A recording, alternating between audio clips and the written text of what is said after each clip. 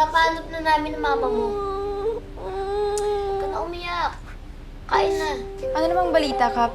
Na-report ko na to si Potpot sa police station. Tsaka nag-post ko na rin siya dun sa social media page natin. Hintayin na lang tayo. Pot, narinig mo yung sinabi ni Caps. Kaya stay put ka lang muna dyan,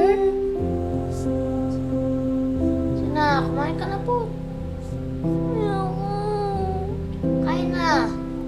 Madali ka na. Anong muna tayo? Matapik. Sige, alam ko naman nararamdaman mo. Pot-pot. Katulad mo rin ako eh. Hinahanap ko rin ang magulang ko.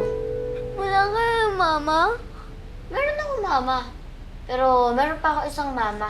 Dalawa mama mo? Oh, hindi mo pa maintindihan yun. Mahirap i-explain eh. Kasi bata ako pa eh. Ikaw din naman, bata pa. Oo nga naman, Kap. Pareho naman kayong bata ni Potpot, ah. Basta, pangako ko sa'yo, Potpot. Hahanapin natin ang mama mo. Hindi lang dahil tukulin ko yan bilang kapitan. Kundi dahil magkapareho tayo. Naghaharap din ako ng magulang ko. O, tara na! Bato-batopik na tayo. Bato-batopik! Talo ka! Talo mo! Oh, paano ba yan, Kap? Talo ka. Ipitigin ka sa tenga ni Potpot. Ala! Wala naman tayo usapang gano'n na. Ganun ba yun? Oo, talo ka na, Kap. Ayoko, wala mong usapan eh. Meron. Sige na, Potpot, pitigin mo na sa tenga. Kasalanan mo to, Jenny. O, bakit? Cute nyo kayang dalawa. Libasa, may crush ka sa akin. Wala ka bang pukap? Okay po, Potpot. Walang dalong. Di ba dapat tatuan yun?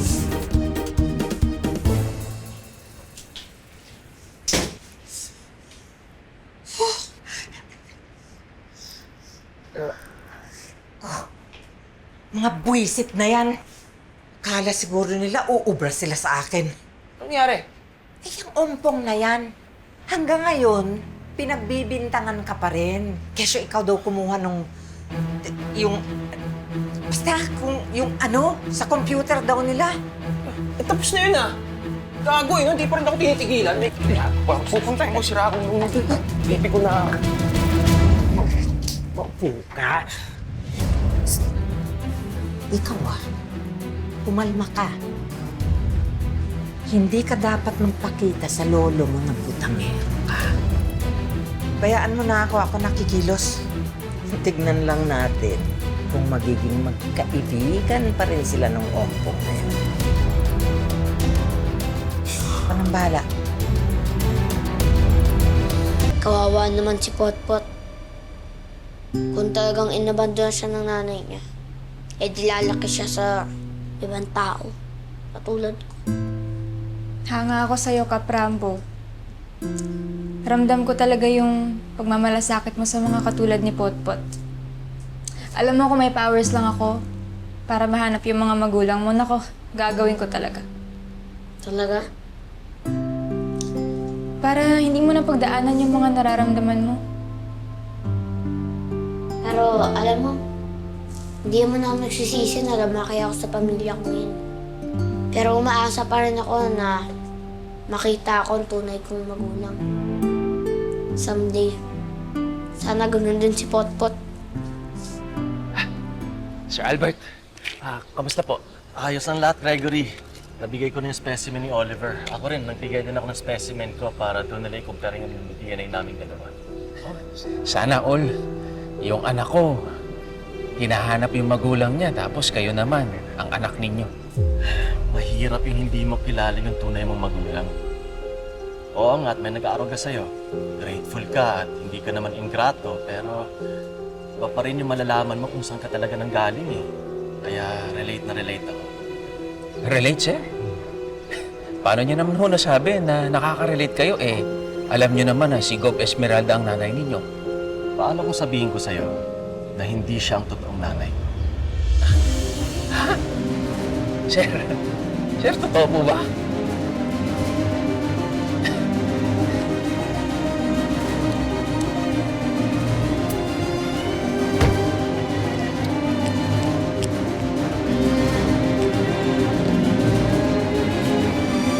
Wala pa bang balita sa paghanap sa mga magulang niya? Wala pa nga eh, kakatawag ko pa lang sa police station. Wala. Tapos nag-post na ako sa social media natin. Wala pa rin. Eh kung i-turn over natin siya sa social welfare, sila naman may cargo niyan eh. Hindi, wag muna. Dito muna siya maghapon. Kapag wala pa rin nag-claim sa kanya, di tsaka natin siya turn over. Eh, paano kapag hindi pa rin dumating mga magulang niya hanggang mamaya? Di week ko muna siya. Nakakaaway. Dang. Hello, boy. Anong balita? Hello, boy. May sasabihin ako sa'yo tungkol sa ginawa sa akin ng nanay ni Oliver, si Aling Guada.